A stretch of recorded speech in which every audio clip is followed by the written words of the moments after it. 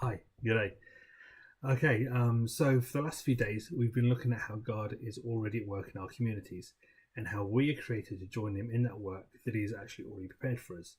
I won't go over it again, but we've looked at the and the New Testament, and it's the same story. God is out there making a difference, and He's empowered us to join Him in that work. So we're currently looking specifically at what those good works are. And so today's good work is sharing, and I'm really excited about this one. We'll find out later why. But this is a real cracker.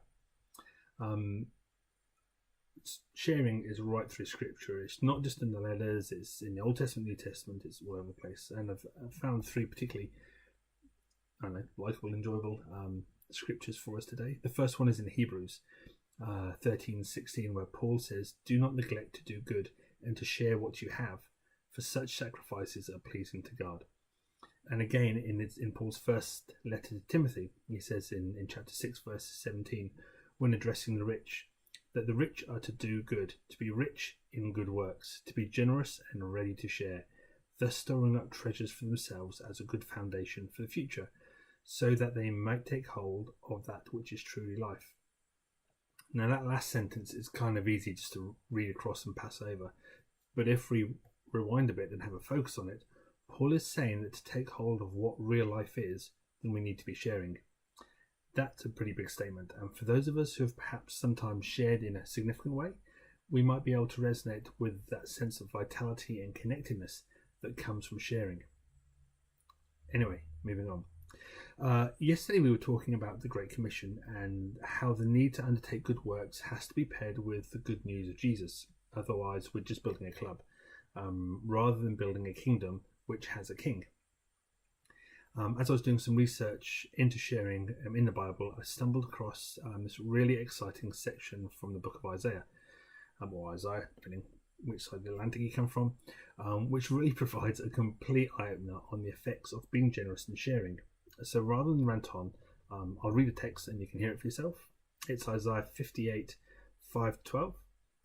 And God is telling Israel about the kind of fasting and worship He requires. And as a side note, it's also interesting that sacrifice was mentioned by Paul in Hebrews when he was discussing sharing. So there's a nice tie there as well between the Old and New Testaments. Anyway, enough rambling. Here's the scripture, and it's Isaiah 58, 5-12.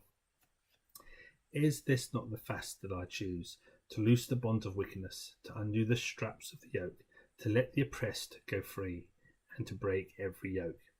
Is it not to share your bread with the hungry, and to bring the homeless poor into your house? When you see the naked, to cover him, and not to hide yourself from his own flesh.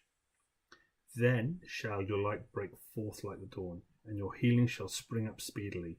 Your righteousness shall go before you. The glory of the Lord shall be at your rear guard. Then you shall call, and the Lord will answer. You shall cry, and He will say, Here I am. If you take away the yoke from your midst, the pointing of the finger and speaking wickedness, if you pour yourself out for the hungry and satisfy the desire of the afflicted, then shall your light rise in the darkness, and your gloom be as noonday. And the Lord will guide you continually, and satisfy your desire in the scorched places, and make your bones strong, and you shall be like a watered garden, like a spring of water whose waters do not fail. And your ancient ruins shall be rebuilt. You shall rise up the foundations of many generations. You shall be called the repairer of the breach, the restorer of streets to dwell in." Oh, that's astounding. That is, I won't say anything more than that. It's just astounding. And it's all a result of God responding to our sharing and generosity. God responds to how we act. We don't control Him, but He does respond.